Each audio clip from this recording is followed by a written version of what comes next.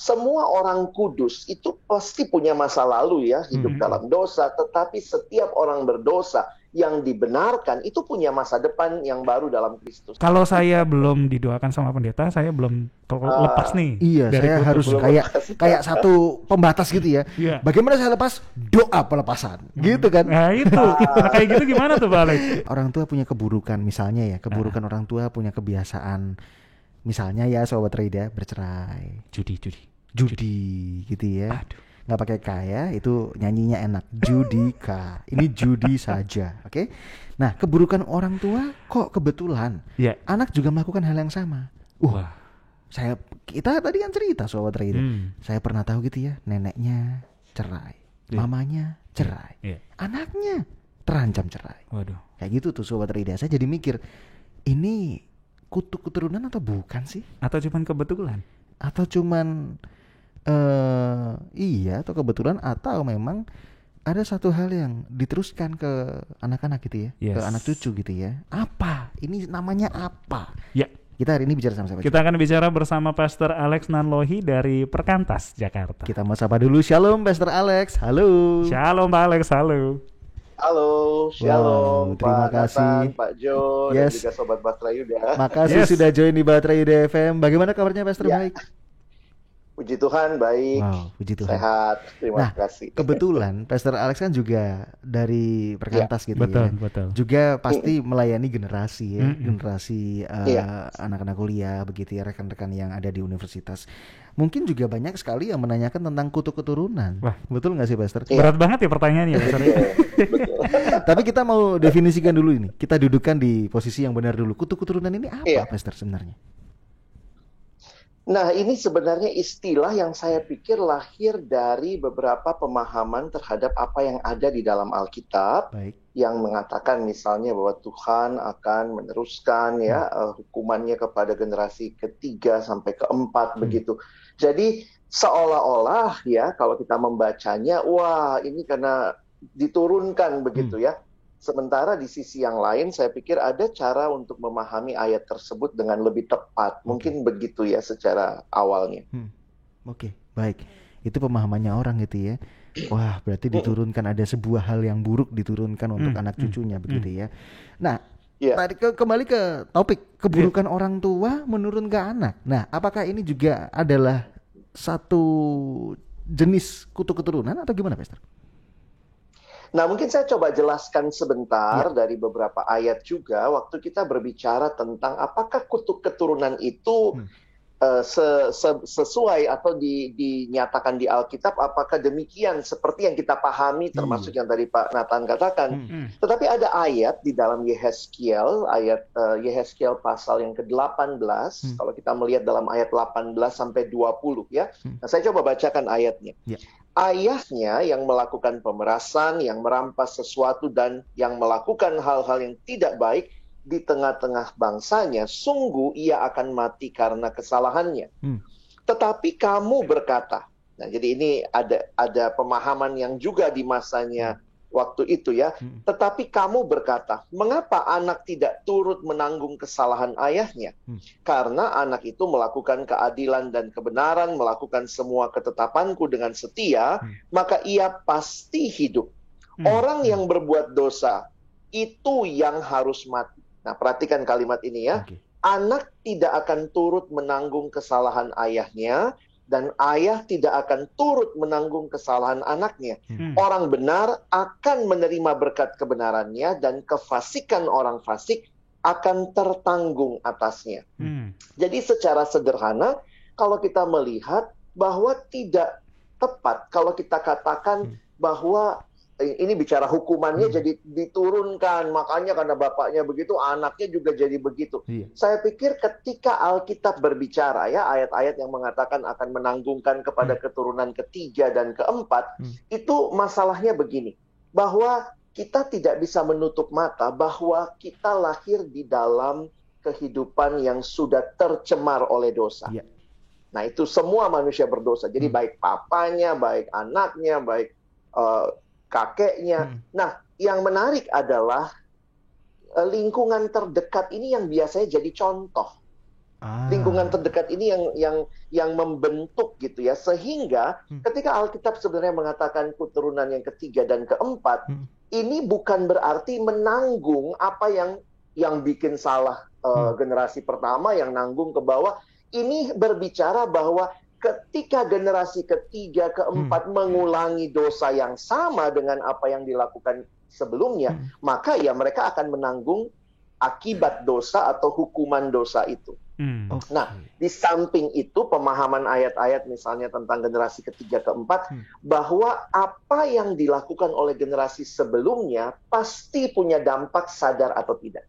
Nah, jadi kita terima dulu sebenarnya pemahamannya bahwa ini bukan sesuatu yang diturunkan. Jadi misalnya dia nggak salah, tapi kemudian karena generasi sebelumnya salah, dia jadi ikutan. Tetapi yang mungkin diturunkan adalah pola yang mereka lihat dari generasi sebelumnya. Nah, jadi ketika melihat itu, wah, ngapain juga kalau berantem cerai aja lah gitu, karena melihat mungkin dari orang tuanya seperti itu. Sehingga kalau dia dihukum itu bukan karena yang atas yang cerai yang bawah dihukum, tetapi karena dia juga mungkin memilih untuk misalnya memilih perceraian dan melakukan hal yang tidak tepat. Nah, jadi kalau kita memperhatikan, Alkitab dengan jelas mau mengatakan bahwa setiap orang menanggung dosanya sendiri, tidak ada yang bisa diwakilkan. Nah, itu mungkin yang saya pikir perlu diklarifikasi ketika kita bicara tentang dosa kutuk keturunan seperti ini. Wow, ini sebuah paradigma baru ya. Ini satu sisi yang baru buat kita. Jadi kasihan anak kalau misalnya yang salah orang tuanya, anaknya yang jadi korban gitu kan ya. Tetapi pola seperti ini biasanya kan bikin kita itu, iya kayaknya begitu ya.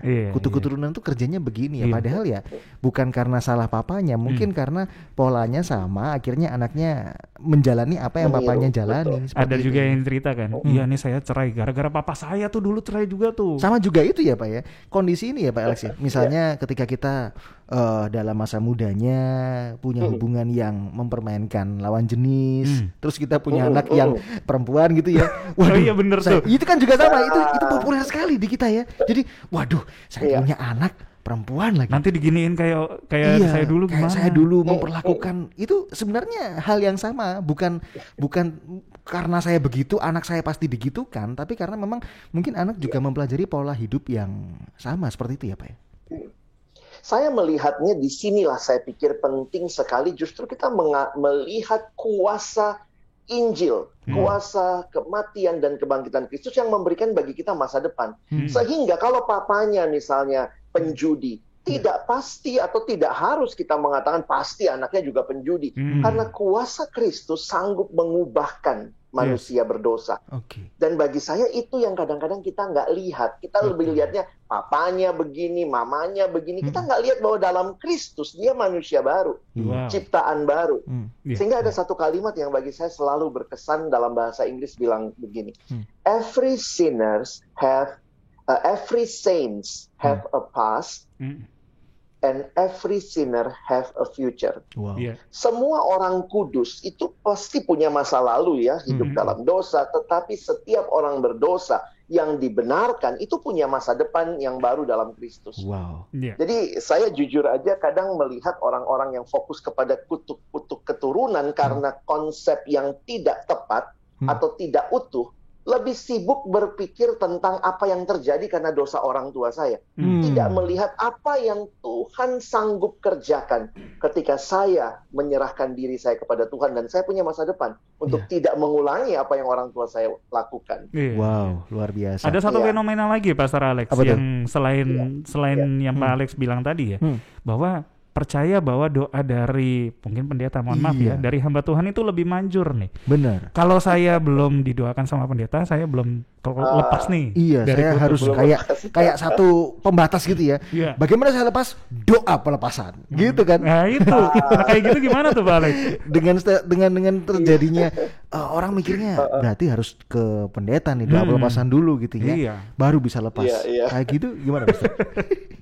Saya pikir kita harus dengan jujur melihat juga dan belajar di dalam Alkitab. Tidak ada anjuran secara langsung di Alkitab atau praktek yang harus dilakukan dalam kaitan doa pelepasan. Di dalam beberapa bagian memang benar Yesus mengusir roh jahat, tetapi tidak ada istilah yang kayaknya harus semua. Karena yang saya lihat ya, ini fenomena. Silakan Bapak Ibu Saudara mengujinya, karena kita juga diminta untuk menguji berbagai roh. Ya. Ada konsepnya adalah semua orang harus pelepasan. Nah, itu yang kadang-kadang saya bingung gitu. Sehingga kadang-kadang dalam sebuah pelayanan disuruh ingat-ingat apa masa lalu, kamu pernah dikasih makan apa, kamu pernah dimandiin kembang apa. Anak itu kadang-kadang saya nggak tahu lagi Kak, saya nggak ingat gitu ya.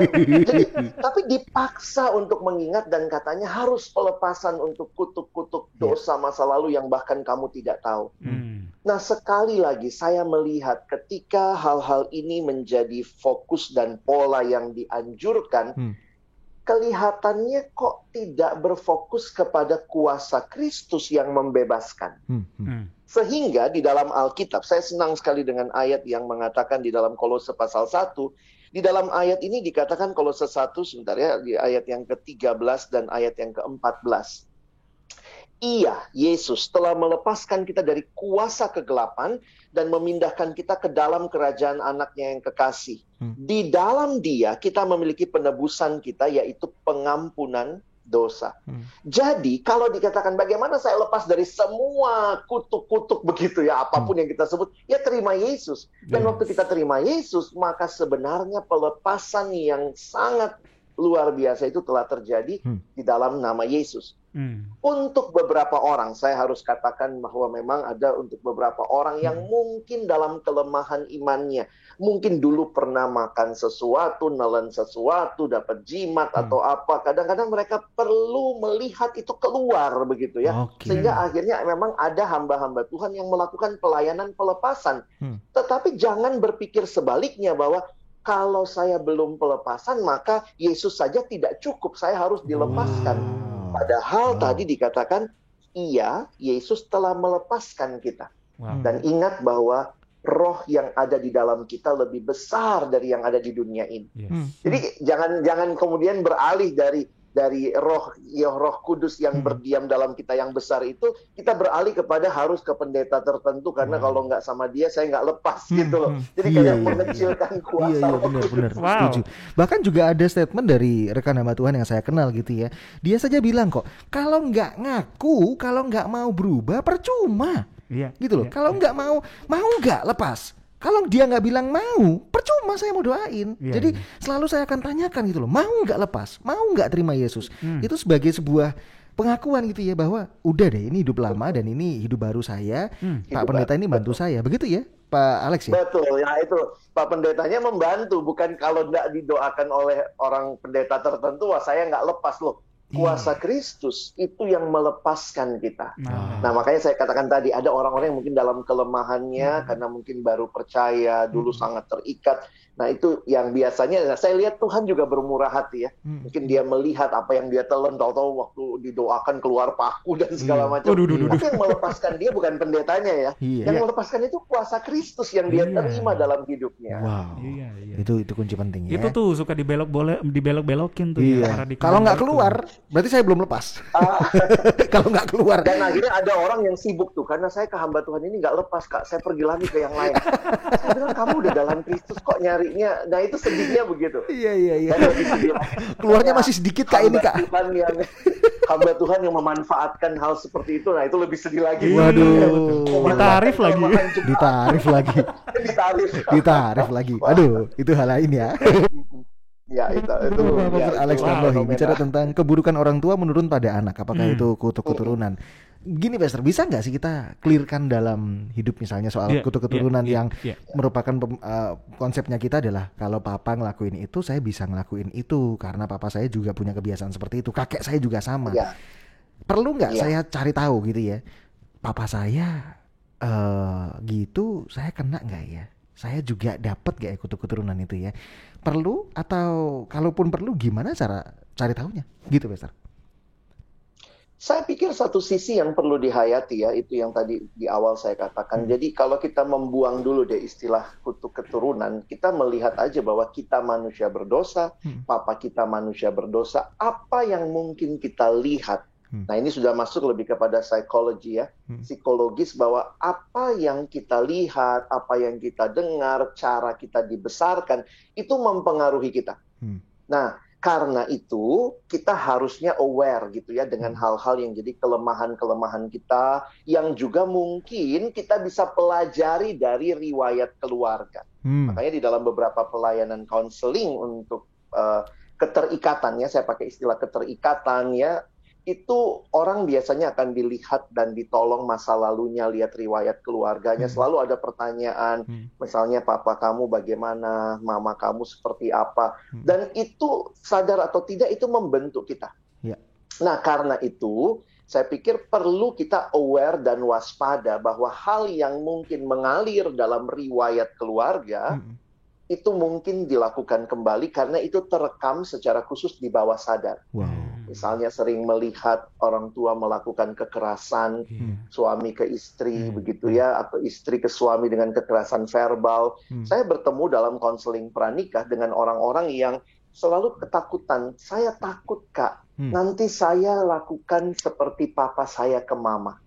Itu misalnya. Nah, tapi kemudian apa yang kita harus tolong, saya pikir melihat bahwa dia punya masa depan, dia punya pengharapan di dalam Kristus untuk tidak mengulangi bahkan apa yang ada di bawah sadar dia.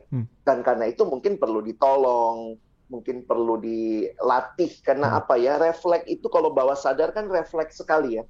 Misalnya kalau kita dimarah atau direndahkan, pengennya langsung marah begitu. Nah, itu perlu untuk kita sama-sama misalnya ditolong, ada langkah-langkah praktis ya, kayak di film-film gitu ya.